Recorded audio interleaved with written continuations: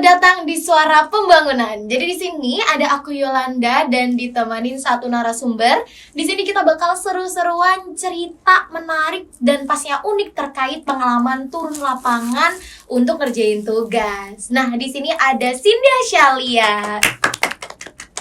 Halo Cindy.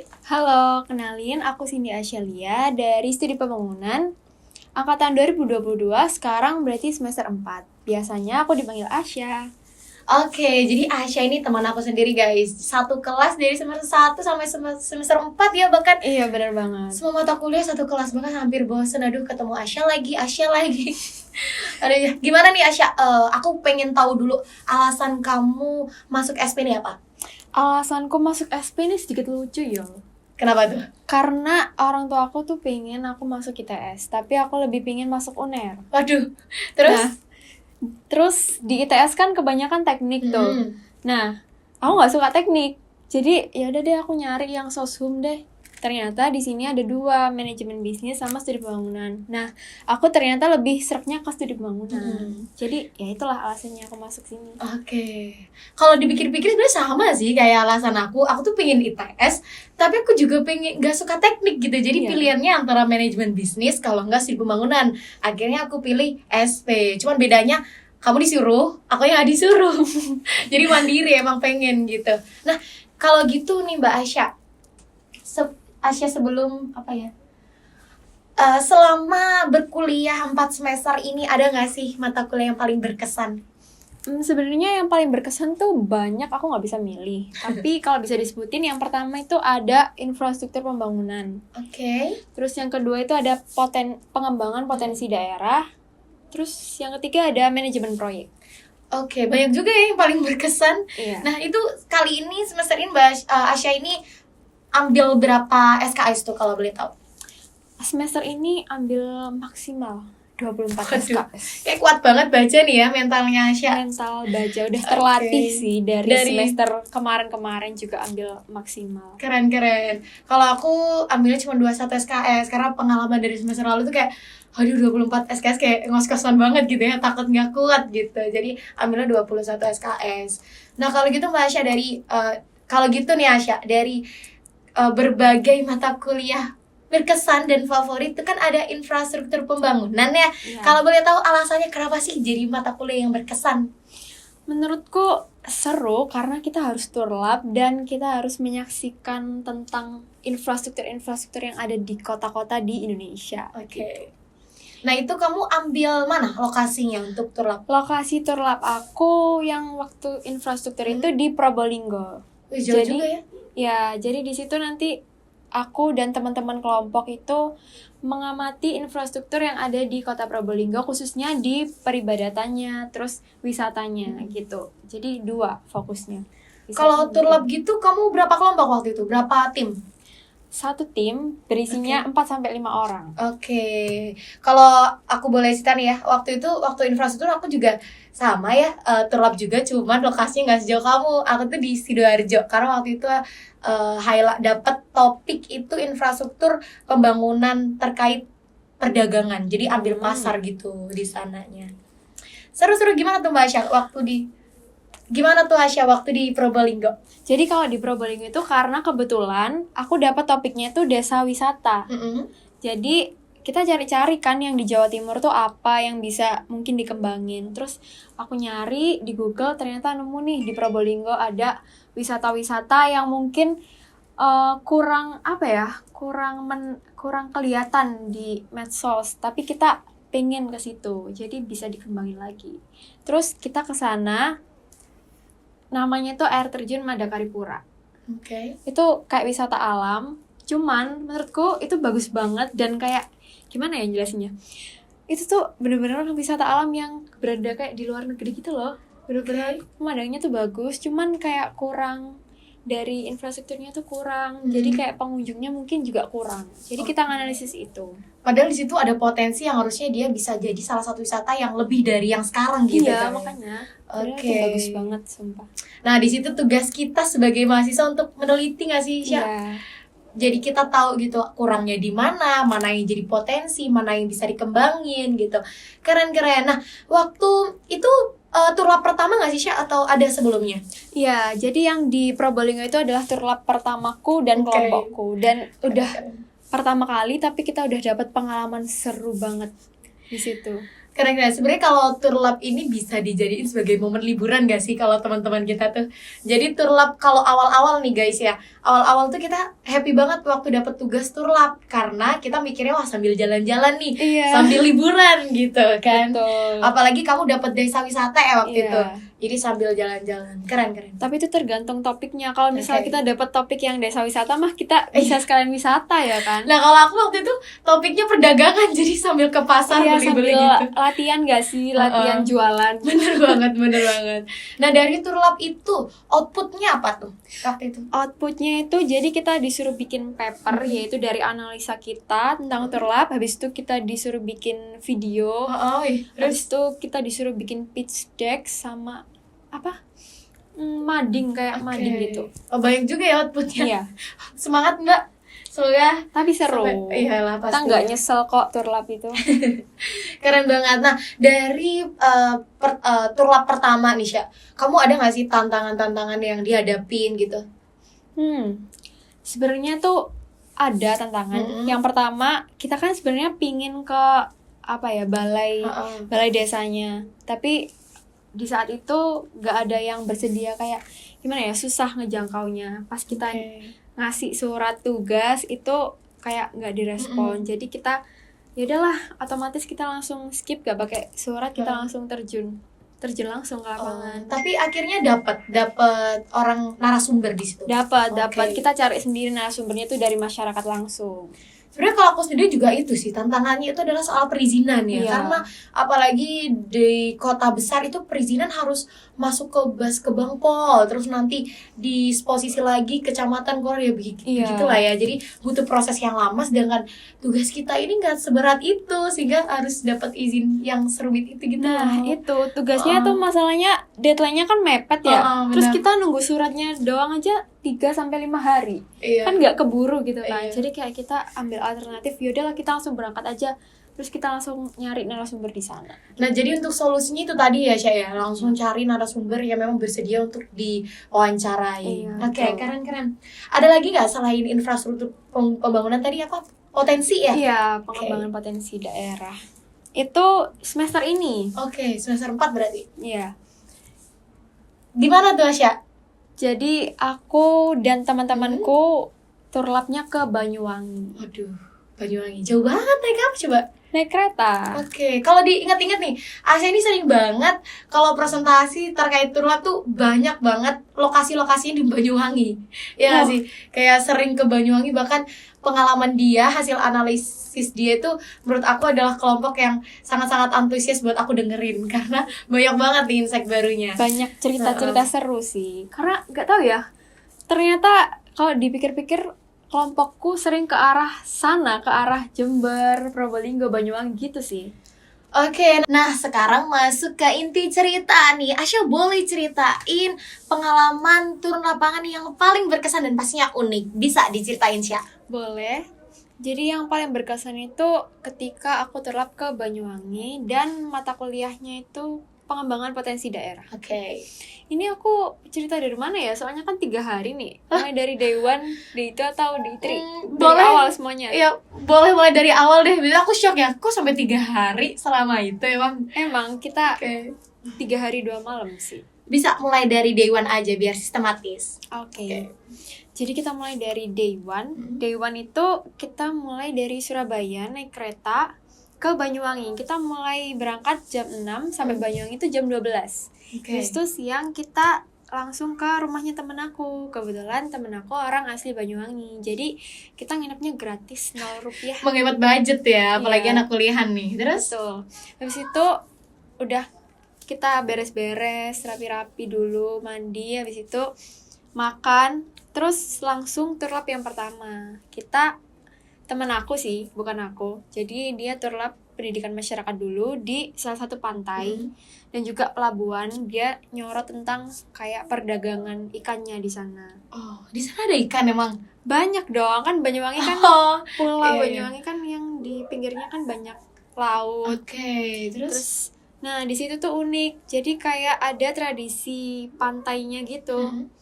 Jadi mereka temenku itu nyorotin tradisi ketika nelayan-nelayan itu mencari ikan. Oke, gimana itu?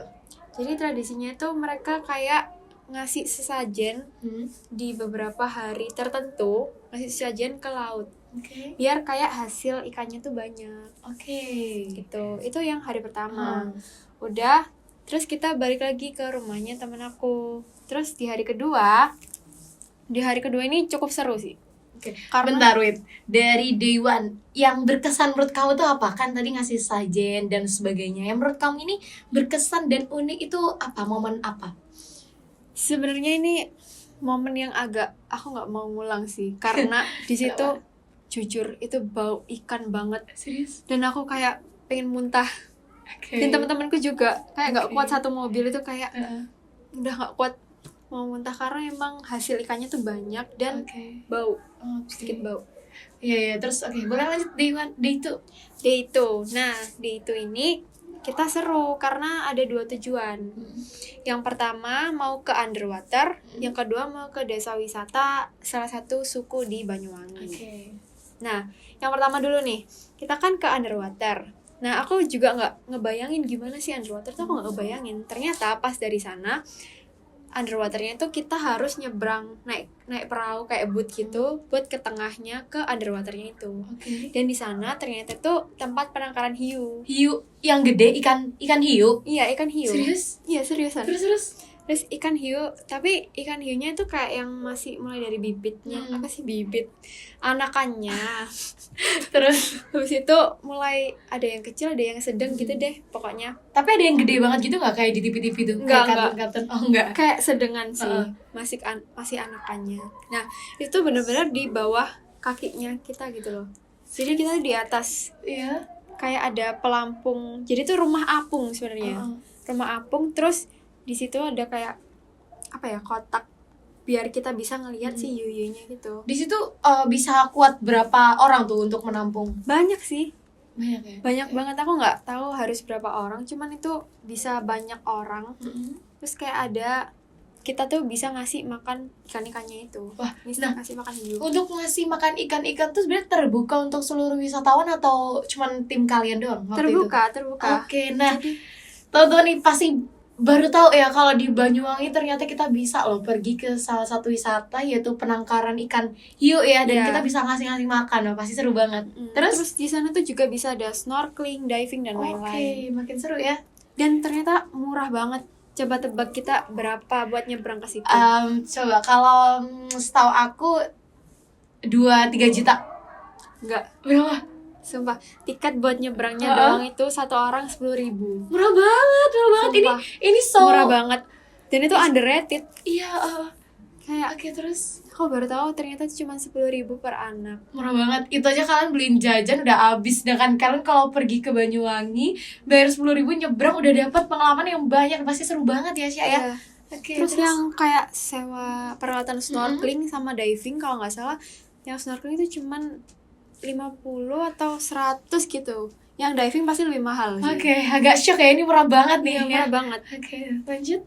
Nah, habis dari underwater itu kita langsung next ke destinasi selanjutnya. Gimana? Nah, ini tuh yang paling agak horor, tapi seru juga sih. Wah, kalau sebenarnya. horor gini udah siap-siap bulu kuduk merindingnya udah Iya, mulai ya. betul. Heeh. Jadi abis dari underwater kita langsung lanjut ke desa wisata. Oke. Namanya kita samarin aja Desa A. Oke, ada Nah, saat. Desa A itu tempatnya suku asli Banyuwangi. Nah, di sana kita awalnya tuh kayak ya udah kita mau tur lab biasa, kayak nggak berpikiran macam-macam. Kita masuk desanya, jalan, dan desanya tuh sebenarnya keren banget, guys. Jadi di pinggir jalan raya, terus ada gapura, nama desa itu, terus kita masuk. Dan itu kayak kental budayanya gitu. Kita masuknya tuh jalan kaki dan pemandangannya tuh kayak masih hutan asli gitu. Padahal zaman sekarang kalau kita ingat-ingat ya buat nemuin area kayak gitu tuh susah banget ya. Iya. Tapi di Banyuwangi masih Masih ada. ada, bahkan itu tuh di pinggir jalan raya, terus langsung masuk desanya itu bener-bener langsung beda. Padahal ini kan jalan raya, terus masuknya tuh langsung asri gitu loh. Iya, Terus bisa, jalannya bisa. kayak naik turun setapak, Hmm. naik turun gitu, bagus. Oke, terus Dan- ada apa tuh? Di desanya itu di setiap jalan itu ada kayak papan informasi kayak tentang budayanya, terus adatnya tuh gimana, Oke. terus di situ ada alamnya tuh ada apa aja, di situ lengkap banget. Terus menurutku keren sih. Nah, waktu di desa itu pengalaman yang paling berkesan yang menurut kamu mungkin unik yang ada di desa itu selain Ada. asri ya. Nah, pas kita udah jalan kan, itu bener-bener kayak satu kelompok kita doang. Jadi kita turun itu sebenarnya kan kita di Banyuwangi kan bertujuh kan, tapi yang turun ke desa itu cuman sorry kita tuh di Banyuwangi berlapan, yang turun ke desa itu berlima. Oke, jadi yang 3 kemana nih? Yang 3 di parkiran di depan Kenapa jalan itu? raya, karena nggak tahu, mereka nggak ingin Oke. ikut aja. Terus kita berlima itu turun. Nah, yang 4 orang ini bukan orang asli Banyuwangi, dan yang satu ini temanku yang asli Banyuwangi itu yang Ikut? nemenin kita. Oke. Karena kita nggak tahu ya gimana di dalamnya, jadi kita minta temenin ini temanku. Nah, Ibaratnya minta tolong warga lokalnya iya, gitu ya. lokalnya. Terus habis itu kita jalan lumayan lama sih, karena kayak jalannya tuh buat ke desanya tuh masih ngelewatin beberapa hutan gitu. Oke. Yang nggak hutan-hutan banget, cuman asri. Habis itu jalan, terus akhirnya sampai lah di tempat desa yang bener-bener village-nya, Oke. yang ikoniknya itu. Ini udah mulai horor belum? Belum. Belum. Terus. Terus di situ tuh ketemu sama kayak tetua desanya. Oke. Dia nyambut kita kayak baik banget. Nah, tapi tuh ada kendala. Apa? Mereka tuh pakai bahasa sukunya, dan aku berempat itu nggak ngerti, berlima bahkan. Berlima itu nggak ngerti apa ini ngomong apa gitu. Tapi temanku yang satu ini kayak sedikit paham. Yang paham. yang warlock tadi. Iya, yang asli Oke. Banyuwangi itu sedikit paham. Jadi kita berempat kayak cuman, hah? Oh iya. Terus kita berusaha nanya pakai bahasa Indonesia, ibunya juga kurang paham. Oke. Jadi kita kayak bingung kan. Tapi akhirnya dibantu sama temanku, akhirnya bisa lah kita berkomunikasi. Terus kita diarahin buat ngeliat desanya itu. Bener-bener desanya tuh lucu banget tau. Apa tuh? Kok bisa lucu sih? Rumahnya itu kayak rumah apa ya, adat yang zaman dahulu gitu. Tapi emang satu desa tuh sama. Bentar, ini rumahnya rumah tembok, kayu atau bambu? Oke. Kayu. Tapi terawat gitu nggak atau? Terawat. Dan sama semua. Iya. Oke. Kayak bagus gitu buat foto-foto. Oke. Habis itu udah kan, terus ibunya ngarahin kita ke tempat kayak apa ya, tempat keseniannya. Jadi kita dianterin sama salah satu, bukan remaja sih, kayak mas-mas gitu lah. Mas-mas tuh kayak bantuin kita buat ke tempat-tempat keseniannya. Di situ ada barong, terus ada rumah yang buat balai pertemuannya itu, kita diajakin ke situ. Nah, masnya tuh kayak baik banget kan awalnya. Ini awalnya dulu nih. Terus? Awalnya tuh baik banget. Terus kita masuk lah, aku juga nanya-nanya ke masnya, kayak sangat welcome lah ke kita. Habis itu, nah ini, Nah, udah mulai horor. ya udah. Oke. Masnya tiba-tiba nanyain, mau ke makam nggak? Gitu. Makam apa? Ada makam apa di sana? Makanya, terus itu kan pakai bahasa kayak bahasa sana kan. Terus aku kayak, hah apa gitu. Terus temanku yang anak orang lokal itu nanyain, kamu mau ke makam nggak? Nanyain ke aku gitu. Terus boleh aja. Nah, aku ngiranya kan ke makam buat ngeliat doang dari depan gitu. Terus akhirnya nanyain lah teman-teman yang lain, mau ke makam nggak? Terus akhirnya pada setuju tuh, kita ke makam. Nah, pas jalan nggak sampai beberapa langkah, kita tuh ketemu sama tetuanya. Beda lagi sama yang tadi, yang mas-mas beda. Beda. Ada tetua lagi. Tetua yang benar-benar itu, dia tuh ibaratnya apa ya, yang paling tua di kampung itu, nenek-nenek. Terus nenek-nenek itu tiba-tiba kayak nge-stop kita kayak, mau kemana gitu, tapi pakai bahasa sana. Beneran. Kita kayak di-stop, mau kemana? Kayak apa ya bahasanya, aku juga nggak paham, tapi kalian suci nggak gitu? Kalian suci nggak? Intinya ada suci-sucinya. Dan aku tuh lagi nge-vlog nih, posisinya lagi nge-vlog kayak gini. Terus aku langsung, apa ini? Gitu. Terus ada suci-sucinya. Akhirnya kita berhenti. Terus ditanyain lah sama temanku, kenapa mbah, kenapa gitu. Suci apa enggak? Apa kayak kalian lagi suci apa enggak? Atau ada yang halangan? Nah, ternyata salah satu temanku ini halangan. Oke. Itu yang warlock bukan? Bukan Oke, bukannya warlock. Halangan. akhirnya dia disuruh nungguin di rumahnya nenek itu. Oke. Nah, dia nggak mau nungguin sendirian, dia minta temen. Jadi 2 Oke. orang ini nungguin ke Oke. di rumah nenek itu. Berarti sisa 3 orang yang ke Nah. makam. Sisa 3 orang, aku Heeh. sama Warlock sama satunya lagi temanku. Oke. Akhirnya ya udahlah 3-2 kepisah kan, 3-2. 2-nya tetap di rumah itu, yang 3 OTW. Kita OTW nih. Nah, pas OTW nih apa ya? Kita nggak ngerasa ini ada mistis-mistisnya gitu loh.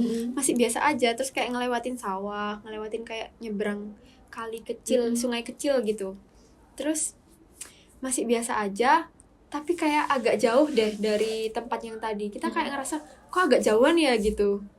Terus kayak udah mulai deg-degan karena posisinya tuh jauh.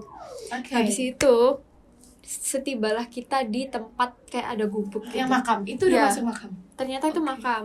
Oke. Makam itu benar-benar gubuk di tengah sawah gitu. Makamnya siapa kalau boleh tahu? Enggak dikasih tahu. Gak ada tulisannya, cuman masnya itu bilang kalau itu makamnya dari apa sih, Leluhur gitu. leluhurnya. Oke. Terus ada tulisannya juga makam mbah apa gitu.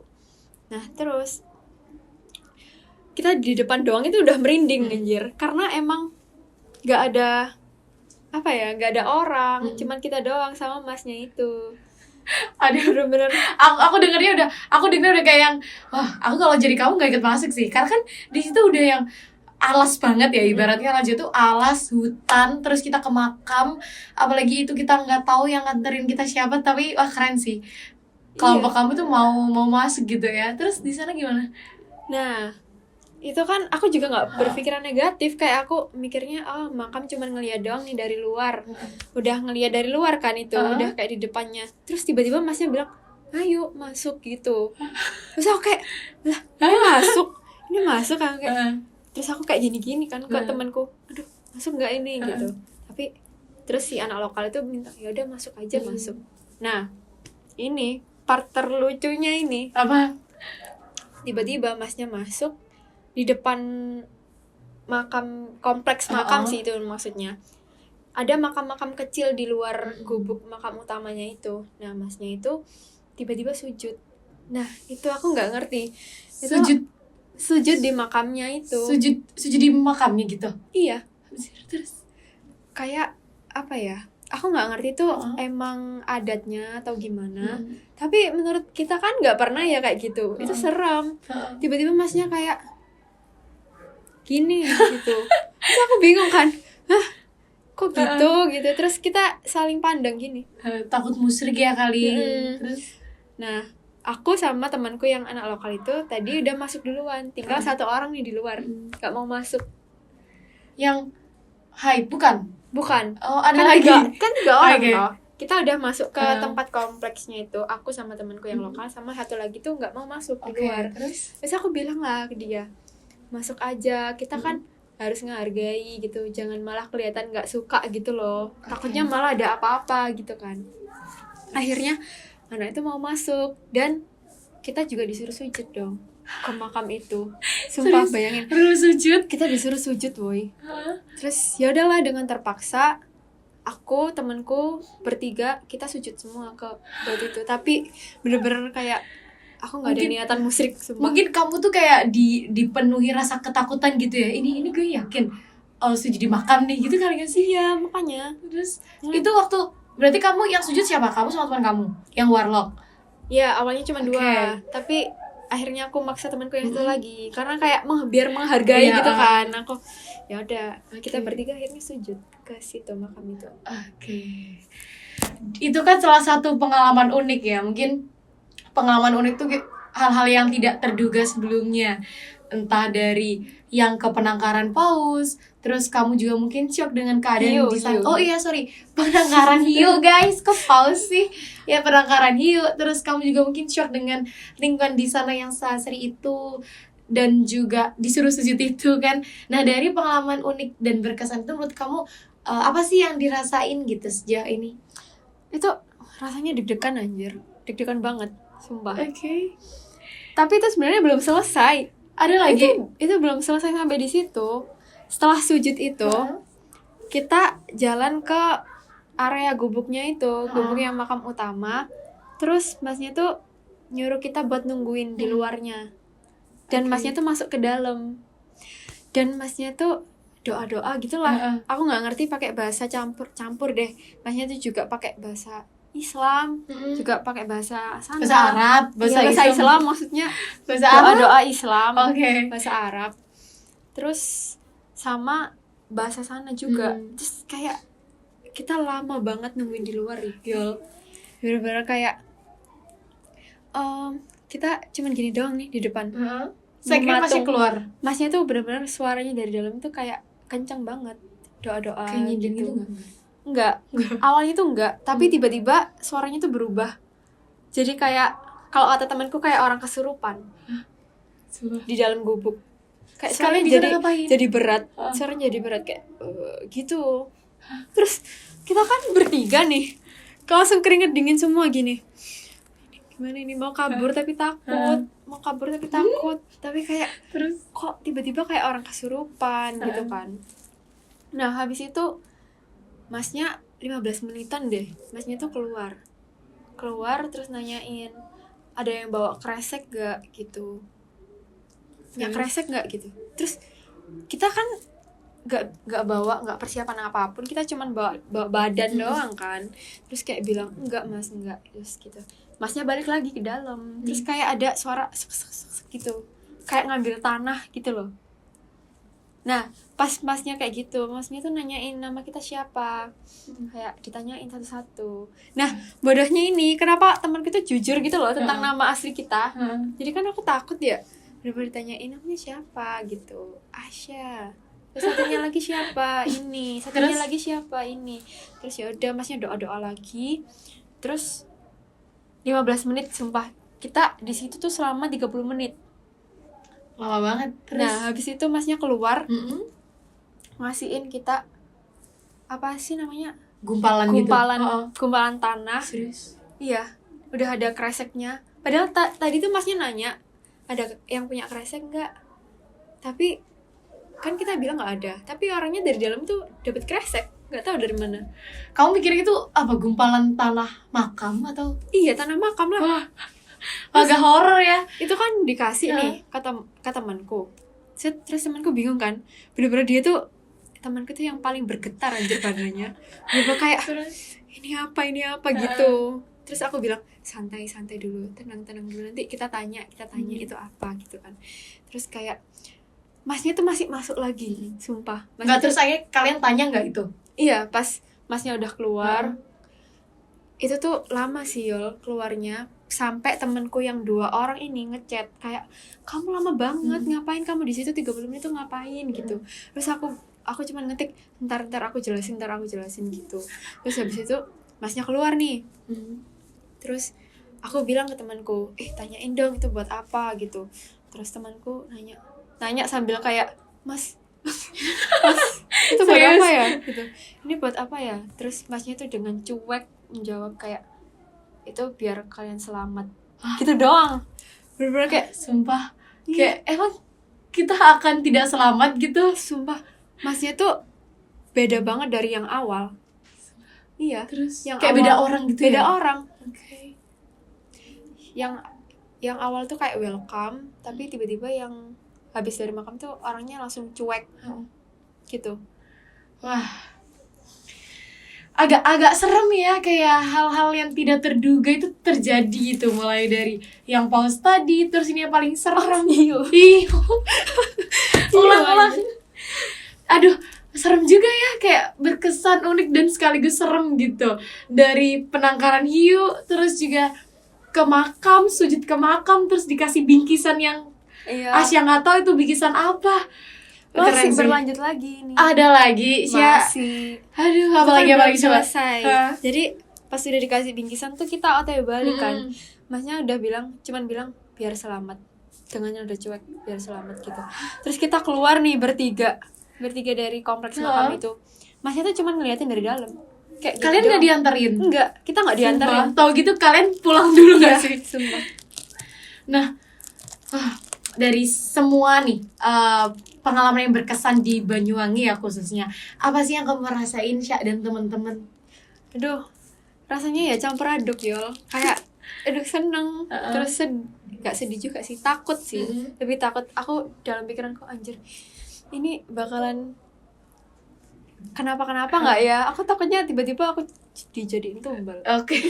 Takut banget. Kayak ada rasa worry ya, karena Iya. kalian nggak tahu nih seluk beluk dari makam itu apa, terus yang dibawain apa. Tapi so far masih hidup ya, masih hidup sehat karena ini walafiat tuh gitu. ada bantuan nih dari nenek-nenek yang tadi. Oh serius? Iya, Nenek yang yang ketemu tadi. nyegah 2 orang buat masuk tadi. Dibantu gimana? Jadi pas baliknya kan emang masnya cuma ngeliatin dari jauh. Terus kita baliklah sendiri cepet-cepet. Aku bilang, ayo buruan balik gitu. Terus masnya itu ternyata juga balik, cuman kayak jaga jarak itu sama kita. Bener-bener jaga jarak, masnya tuh di belakang, terus kita di depannya segini. Terus aku noleh lah ke belakang kayak, loh masnya ini ngikutin tapi kayak nggak mau nganterin kayak tadi gitu loh. Malah kayak jaga jarak sama kita. Terus? Sampai di posisi kita balik ke tempatnya nenek-nenek itu tadi. Nah masnya tuh udah ngilang, nggak tahu kemana. Masnya udah ngilang. Terus aku bilang lah ke temanku, coba tanyain ke nenek itu. Terus temanku nanya, nek ini buat apa? Pakai bahasa Banyuwangi kan, nek buat apa? Terus neneknya tuh kayak kaget, kayak loh itu kalian mau buat apa? Kalian mau ada keperluan apa gitu? Terus temanku juga panik dong, kayak enggak kita enggak keperluan apa-apa, kita nggak tahu, ini dapat dari masnya tadi gitu. Terus neneknya, kamu tahu nggak dia gimana? Apa gimana? Neneknya tuh langsung, ini kan kayak gumpalan plastiknya itu tadi. Neneknya tuh kayak langsung gini, kayak di apa ya, disaut gitu loh gumpalannya, diambil terus langsung dilempar ke kursinya. Oh diambil kasar, Jadi ambil kayak gitu, nggak usah gitu, kayak ini buat apa, nggak usah. Terus ternyata dari penjelasan neneknya itu, ternyata gumpalan itu buat orang-orang yang pingin kayak apa ya, ada sesuatu yang pengen dia gapai, ada hajat gitu ya, terus ada hajat yang pengen dia gapai, jadi dia tuh kayak berdoa di makam itu. Nah dari nenek-nenek itu tadi, terus kita kan langsung balik ya, langsung ke arah kita pengen cepat-cepat keluar lah dari desa itu. Ternyata masnya tuh ngikutin, bahkan sampai depan parkiran. Ngikutin terus ya udahlah kita buru-buru balik. Tapi pasti kamu sama tim kamu tuh kayak takut gitu gak sih? Takut, campur sedih juga, khawatir. Tapi so far baik kan? Kayak gak ada yang terjadi hal-hal buruk di hidup kamu kan setelahnya? Ya alhamdulillahnya gak ada yang terjadi, karena kita langsung bersih-bersih diri, terus kita langsung sholat minta perlindungan. Bener banget. Emang harus hati-hati dan menghargai ya budaya maupun adat yang ada di sana gitu. Apalagi juga tutur kata juga perlu dijaga gitu. Nah, teman-teman nih udah dengerin cerita berkesan terkait turun lapangan dari Asya. Selanjutnya kita bakal apa nih, Sya? Tahu nggak? Tebak. Nah, kita bakal bacain pengalaman menarik dari teman-teman yang lain soal turun lapangan, tapi lewat G-Farm nih teman-teman. Nanti aku bakal bacain satu-satu dan tanggepin. Udah siap belum? Siap, oke? Dari responden pertama itu ada Berlianava ya, angkatan 2021. Oke, ada Mbak Berli. Pakai banget sih. Oke. Dari responden pertama itu ada Mbak Berlianava dari angkatan 2021. Jadi cerita turlapnya itu turlap ke Gunung Semeru lewat Kabupaten Lumajang bertemu Basnas. Wow. Nah diajak plus dianterin ke Huntara dan Huntap seluas 81.000 hektar, Rasya. Wah, gimana tuh? Keren banget ya, kayak momennya tuh pas gitu. Mereka ketemu sama Basnas terus juga dianterin ke ke lokasi turlapnya. Kalau kamu ada di situ kira-kira gimana tuh, Sya? Kalau menurutku, aku kalau misal di sana bakal excited banget sih, apalagi kayak tiba-tiba ketemu Basarnas kan. Iya benar. Kayak wow, pengalaman yang nggak akan dapat terulang lagi sih. Oke, lagian juga jadi terbantu gitu ya, jadi lebih mudah aksesnya. Benar banget. Keren nih. Seru ya ternyata. Benar. Hari ini kan kita udah mendengarkan cerita unik dan berkesan turun lapangan versi Asya dan beberapa teman yang lain. Ada nggak sih, Sya, pesan dan kesan untuk para pendengar, apalagi buat mereka yang ingin terjun ke bidang yang sama gitu? Mungkin pesan buat adik-adik angkatan 2023 dan seterusnya ya. Mungkin semangat turlapnya, karena kalian pasti bakal ketemu turlap terus menerus sampai ada di titik yang udah capek sama turun. Bener banget. Sumpah beneran. Bener. Jadi kalian harus tetap semangat, terus usahain semuanya tuh maksimal, karena nilainya tuh pasti bakal ngangkat banget sih, apalagi pas buat akhir-akhir semester itu. Nilai turap ini lumayan gede gitu. Iya bener banget, bahkan hampir semua mata kuliah ya Iya. harus turun lapangan. Jadi emang harus siapin stamina dan jaga semangat nih teman-teman. Betul. Jadi terima kasih banyak ya Asya udah meluangkan waktu, udah mau sharing cerita yang lucu banget pastinya, yang unik, yang berkesan. Terima kasih banyak Yang teman horor aku. juga. Bener, horor sih yang paling memorable ya. Iya. Terima kasih untuk Asya ya. Dan untuk para pendengar, jangan lupa untuk mengikuti episode selanjutnya di Suara Pembangunan. Sampai jumpa di episode berikutnya. Bye.